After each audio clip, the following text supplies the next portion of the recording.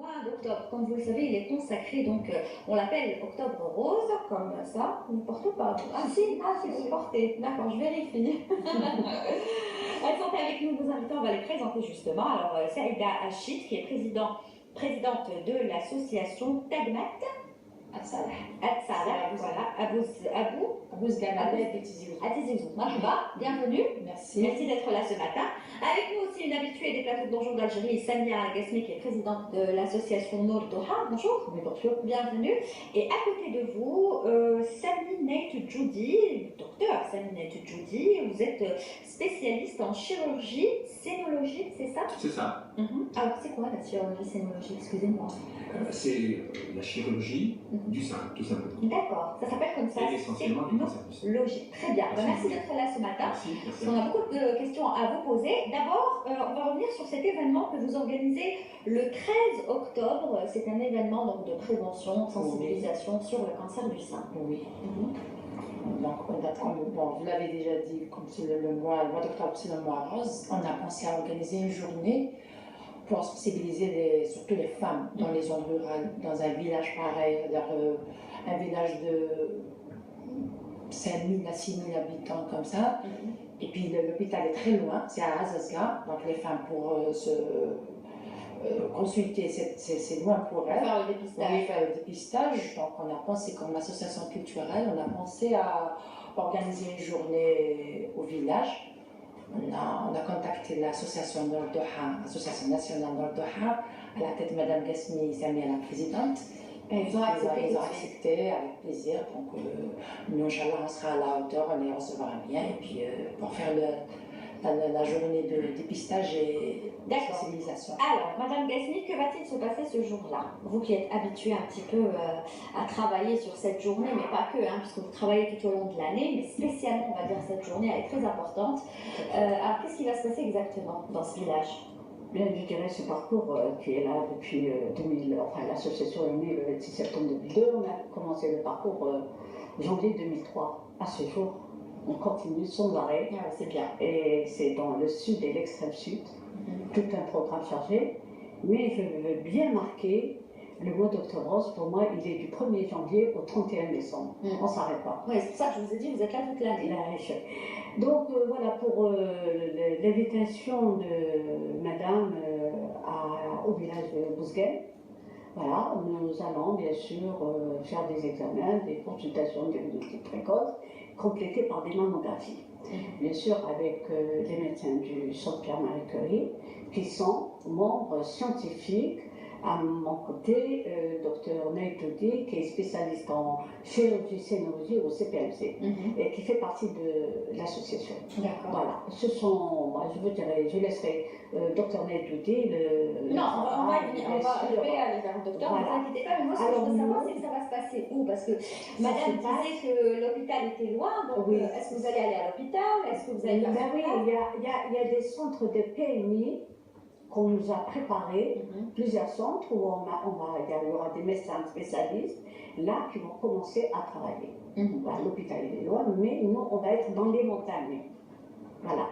Les sorciers, c'est les montagnes, c'est pas à l'hôpital. Les sorciers, c'est ces femmes. Voilà, ces femmes qui sont un peu éloignées du centre de la ville. Mais est-ce que ces femmes, je suppose que vous êtes en contact avec ces femmes, est-ce que ces femmes acceptent de se faire dépister, acceptent d'aller voir un médecin? Avec plaisir, parce qu'on a déjà fait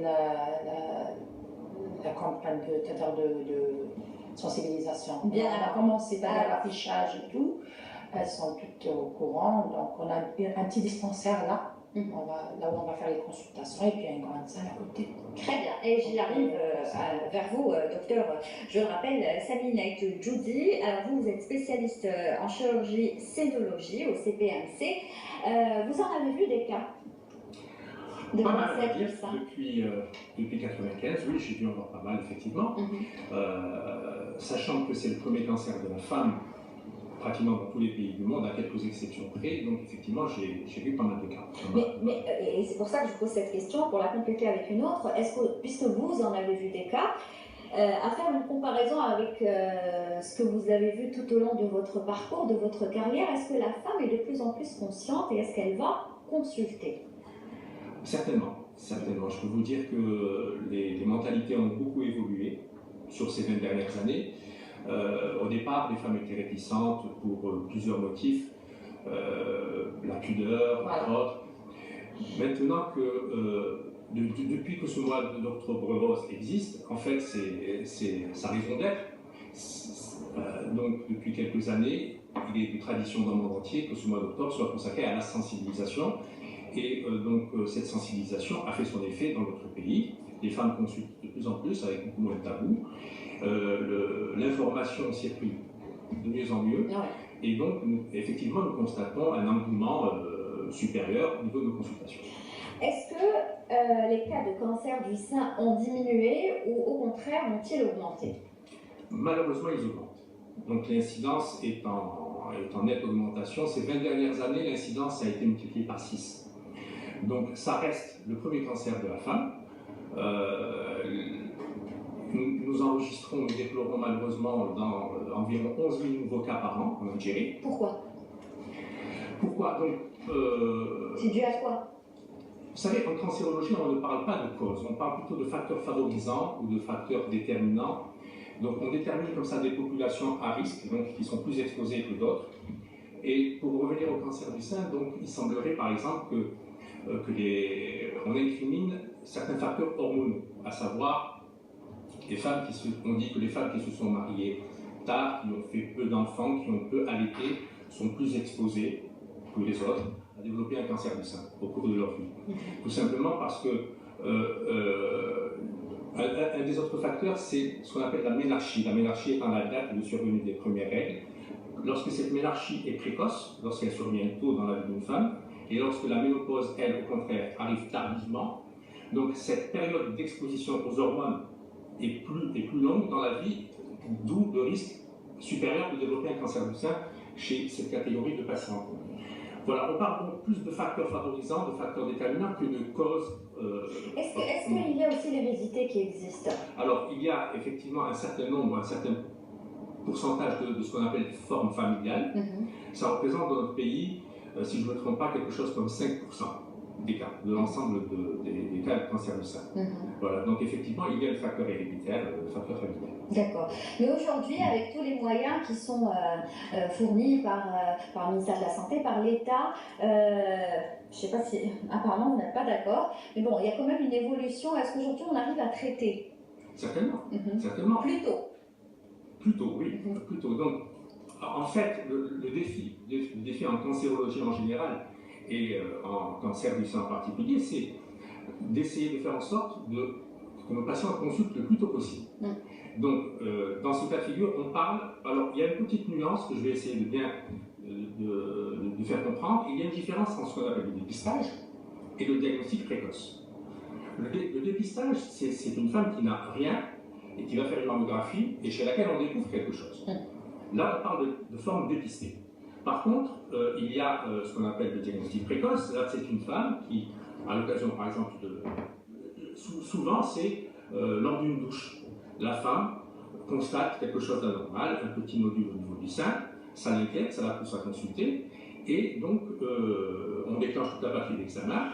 Là, on peut parler de dépistage, de diagnostic précoce, parce que c'est des cas qui sont diagnostiqués précocement. Et c'est là le gage de réussite, donc dépend de la précocité du diagnostic. Plus le diagnostic est porté précocement, meilleures seront les chances de traitement et de guérison. Allez-y, qu'est-ce que vous voulez dire? Bien, moi j'aurais aimé que la disponibilité de ces prises en charge, je parle du Sud, il n'y a pas tous les moyens, nous n'avons pas tous les moyens. Là, j'apprends que je reçois des jeunes de 20 ans, 24 ans, 25 ans, avec un cancer du sein. Pourquoi? Bon, le message ne passe pas, et pourtant tout le monde, toutes les associations passent le message, ça passe à la radio, ça passe à la télévision. Et ces jeunes filles, elles cachent leur maladie. Elles trouvent qu'il y a un nodule, mais elles ne parlent pas. Il y a quelque chose d'inquiétant, elles ne le disent pas. Et elles ne vont pas consulter un médecin. C'est là le message qu'on doit passer de plus en plus. Et après c'est une question de mentalité. Non, il y a la mentalité, d'accord, de pudeur, oui, d'accord, mais pudeur. Mais on passe le message, faites attention, prenez-vous en charge, venez nous voir, appelez-nous. a le problème qui se pose quand elles viennent avec un sein énorme dans un état. Là, actuellement, à la maison de Noor de Homs, j'ai reçu pas mal de jeunes filles du Sud, hein, de Adrar, d'El-Oued, de Tam, et ça c'est inquiétant. S'il y avait aussi, par exemple, un centre pour les femmes, peut-être elles seront tentées, voilà, on vous demande, elles vont plus à l'aise, et vous savez, la pudeur dans le Sud, elle préfère être examinée par une femme. Oui. Voilà, on Il n'y a comprend. pas que le Sud, Voilà, il y a des femmes qui préfèrent être Ben, examinées par des femmes. mais là, on accepte s'il n'y a pas de femme, il faut bien se faire examiner par un homme. C'est ça la santé et la prévention. C'est le problème, le diagnostic précoce qui est très important. Voilà. D'accord. Alors aujourd'hui, est-ce que vous sentez qu'il y a quand même une amélioration, un progrès? Est-ce qu'il y a une note positive par rapport à l'année dernière? Vous ne dites pas qu'il y a du négatif. Non, quand même, il y a du progrès. Il y a du progrès, Inch'Allah, et on continue. C'est un combat. Voilà, on ne s'arrête pas. Il y a du progrès, on se déplace. Là, on va aller à Bousguin, tout de suite après, on va aller à Tamaracet, on va aller à Ensalaire. Donc, c'est une vie continue qu'on a commencé du 1er janvier jusqu'au 31 décembre. Mais je ne parle pas que du cancer. Là aussi, il y a le côté le cancer du côlon. Il faut songer au cancer du côlon, que c'est une maladie aussi très, très méchante. D'accord. Voilà. Peut-être qu'on consacrera une autre émission au cancer du côlon. Là, on est beaucoup plus présent pour parler du cancer du sein. Alors, docteur, quel est le conseil, vous, en tant que spécialiste, peut-être que les femmes, il y a certaines femmes qui nous regardent ce matin, qui vous écouteront, hein, parce que vous êtes le spécialiste, quel est le conseil que vous aimeriez donner à ces femmes? Il est très simple ce conseil. Je voulais juste rajouter une petite précision, c'est que le cancer du sein en Algérie et au Maghreb a une certaine particularité. Nous avons constaté qu'il survenait à un âge plus précoce, plus jeune par rapport aux pays occidentaux. Donc, pour vous donner un exemple, la moyenne d'âge chez nous, en Algérie et dans les pays du Maghreb, se situe entre 46 et 48 ans. En Europe, aux États-Unis, le pic se situe plutôt entre 55 ans et jusqu'à la soixantaine. Donc c'est une particularité à laquelle nous n'avons pas vraiment trouvé de réponse, à part peut-être le fait et pourtant, si on parle, par exemple, vous avez cité les États-Unis, on pourrait parler de malnutrition aux États-Unis, parce qu'ils mangent n'importe comment, n'importe quoi. Donc est-ce que l'hygiène de vie et de l'alimentation entrent en considération? L'hygiène de vie est un facteur qui est incriminé dans tout type de cancer. C'est pas particulier au cancer du sein. Donc effectivement, c'est un facteur qui a toute son importance. Mais pour en revenir à la tranche d'âge relativement jeune de nos pays, donc ça voudrait dire que si on devait demain, parce qu'il faut savoir qu'au jour d'aujourd'hui, il n'y a pas de programme de dépistage de masse en Algérie.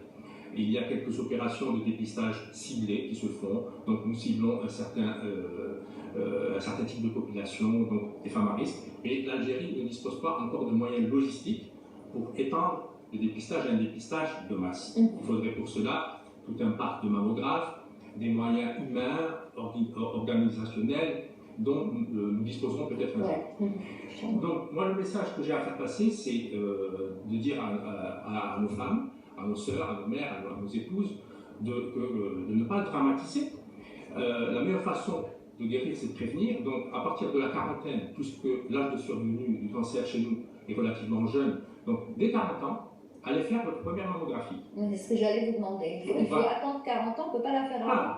Avant, elle n'a pas vraiment d'intérêt, dans la mesure où chez la femme jeune, les seins n'ont pas une bonne visibilité à la mammographie. On prescrit plutôt des échographies que des mammographies. Donc la mammographie commence à trouver son intérêt à partir de la quarantaine. Donc à 40 ans, une femme est censée avoir consulté au moins une fois son gynécologue, s'être fait examiner au moins une fois les seins. Donc, c'est de cette façon qu'on arrivera à détecter les formes précoces. Voilà, donc mammographie à partir de 40 ans. Et ensuite, une fois tous les 2 ans. C'est une fois tous les 2 ans, hein? Oui. D'accord, oui. Alors moi, mon message, c'est un message très important pour Monsieur le ministre de la Santé. C'est possible. Nous, on souhaiterait, pour le vrai dépistage qui se fait et qui se fera d'une manière ou d'une autre, avec un bon suivi, pour cette dame-là, que chaque wilaya et chaque wali prend en charge les femmes de sa wilaya et dépistée. Et ça reste dans Bien sûr, les statistiques, après, ils vont le transmettre au ministère de la Santé. Ce n'est pas les associations qui vont toutes faire. les femmes. Ben oui, de la wilaya, s'organiser, même durant toute l'année. Voilà, des femmes qui ont des moyens ou qui n'ont pas de moyens. Alors, les femmes qui ont des moyens, ils sont assurés probablement.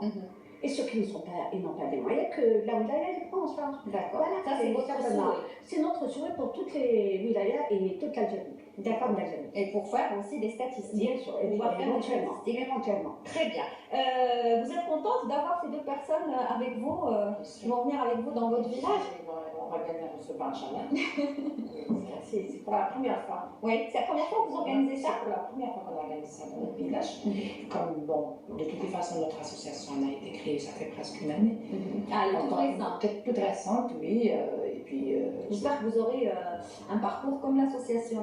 Inch'Allah. Et puis d'ailleurs, le nom qu'elle porte notre association intègre, ça veut dire fraternité. C'est tout le monde qui est solidaire là-bas. Et puis, ils les attendent avec patience. Merci. Très bien. Donc, on les recevra bien. Eh bien, docteur, c'est important pour vous de faire partie comme ça du mouvement associatif?